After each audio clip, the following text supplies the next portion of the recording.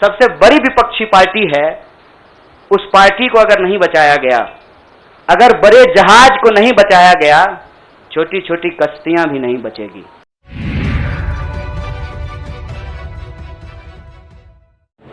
नमस्कार, इन खबर में आपका स्वागत है। मंगलवार का दिन कांग्रेस की सियासत के नाम रहा। एक तरफ पंजाब में हलचल, दूसरी तरफ दिल्ली में। पंजाब कांग्रेस के अध्यक्ष नवजोत सिंह सिद्धू ने अचानक इस्तीफा दिया, फिर इस्तीफों की झड़ी लग गई। मंत्री से लेकर संगठन महासचिव तक इस्तीफा देने लगे। ये वही समय था लगभग जब कन्हैया कुमार और जिग्नेश मेवाड़ी कांग्रेस में शामिल होने के लिए पहुंचे थे। जिग्नेश मेवाड़ी तो कांग्रेस के मंच में नमदार हुए, लेकिन औपचारिक रूप से शामिल नहीं हुए क्योंकि उनकी सदस्यता फंस जाती। जिग्नेश मेवाड़ी वो शख्सियत है जो निर्दलीय विधायक बने हैं गुजरात में बीजेपी को धूल चटाने के लिए कांग्रेस अपने को मजबूत करने में लगी है, दूसरी तरफ से आप घेरने में लगी है। उसी कड़ी में जिग्नेश मेवाड़ी को कांग्रेस में शामिल किया जा रहा है। लेकिन कन्हैया कुमार क्यों आए? कन्हैया कुमार के लाने से कांग्रेस को क्या फायदा होगा? दरअसल आपको याद होगा, राहुल गांधी ने कभी कहा था कि जो बाहर हैं और नहीं डरते हैं, निडर हैं, उनको अंदर लाने की जरूरत है, और जो अंदर रह करके डरते हैं उन्हें बाहर करने की जरूरत है। उसी क्रम में कन्हैया कुमार लाए गए हैं। लेकिन कन्हैया कुमार ने कांग्रेस को डूबता जहाज बता दिया। सबसे पहले उनको सुन लीजिए। मैं कांग्रेस पार्टी इसलिए ज्वाइन कर रहा हूं कि मुझे यह महसूस होता है कि इस देश में कुछ लोग, वो सिर्फ लोग नहीं हैं, वो एक सोच है।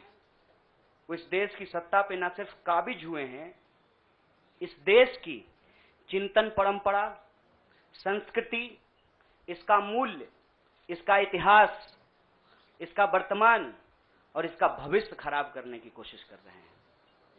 वो जो सोच है, उस सोच के बारे में आप अपने आप समझ जाएंगे, क्योंकि कहीं मैंने पढ़ा था कि आप अपने दुश्मन का चुनाव कीजिए, अपने विपक्ष का चुनाव कीजिए, दोस्त अपने आप बन जाएंगे। तो हमने ये चुनाव किया है।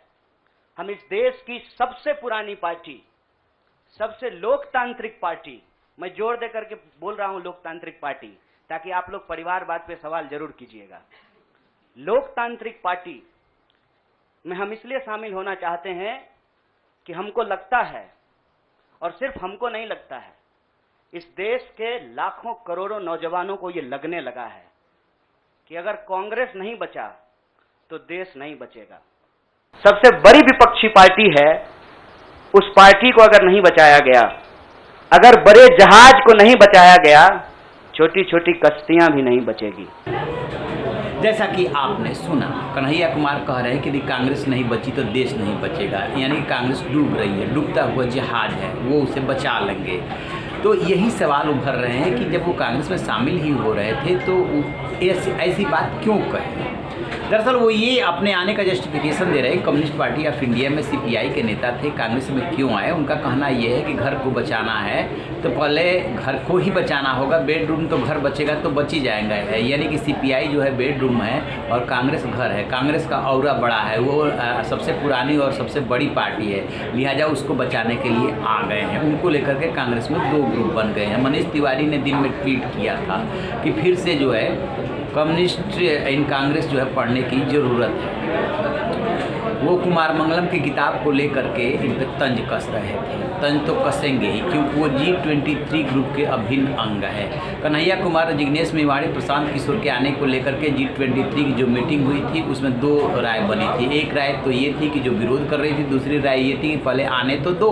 तो अब तो आ गए हैं। अब देखते हैं कि आगे G23 की क्या रणनीति बनती, क्योंकि G23 कांग्रेस का जो संतुष्ट धड़ा है वो पार्टी में चुनाव की मांग कर रहा है। इधर तो राहुल गांधी अध्यक्ष बनने की तैयारी कर रहे हैं, बाहर से युवाओं को ले आकर के अपने को मजबूत कर रहे हैं। दरअसल 2018 में अध्यक्ष बनने से लेकर के 2019 में इस्तीफे तक, लोकसभा चुनाव के बाद उन्होंने इस्तीफा दिया था।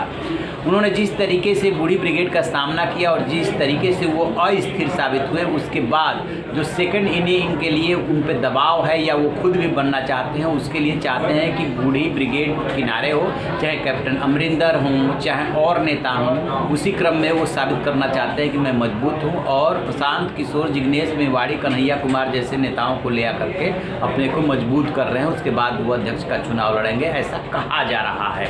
लेकिन कन्हैया कुमार के आने से कांग्रेस कांग्रेस को कितना फ़ायदा होगा, कितना वो पार्टी में जमा पाएंगे। चूँकि बिहार में कांग्रेस जो है एक तरह से एकदम ज़मीन पे है, वहाँ पे कोई उभरता हुआ युवा नेतृत्व नहीं दिख रहा है कांग्रेस में। उस लिहाज से कन्हैया कुमार को कोई जिम्मेदारी दी जा सकती है। कन्हैया कुमार सीपीआई में अपने को किनारे महसूस कर रहे थे। दरअसल जो उनको नेता सीपीआई में प्रश्रय दे रहे थे, उनको आगे बढ़ा रहे थे, उनका कोरोना से निधन हो गया। अब उसके बाद कन्हैया कुमार की कोई वहाँ पर सुनने वाला नहीं था। कन्हैया कुमार अपने भविष्य को लेकर के, करियर को लेकर के जल्दीबाजी में है। उन्हें दिखा कि सीपीआई में कोई भविष्य दिख नहीं रहा, क्योंकि वैसे ही पार्टी सिकुड़ रही है। लेकिन जो जिस जहाज पे वो सवार हुए हैं, उस पार्टी का भी फिलहाल भविष्य नहीं दिख रहा है। यही बात वो सोच करके बोले हैं कि कांग्रेस भी डूबती जहाज है, मैं इसे बचाने आया हूँ। देखता हूँ कि बचा ले जाते हैं या वो भी भंवर में, चकोह में डूब जाते हैं। इस पर हमारी नज़र रहेगी। जैसे कोई अपडेट मिलेगा आपसे साझा करेंगे। आप रहिए ना बेखबर, देखते रहिए इन खबर। Thank you.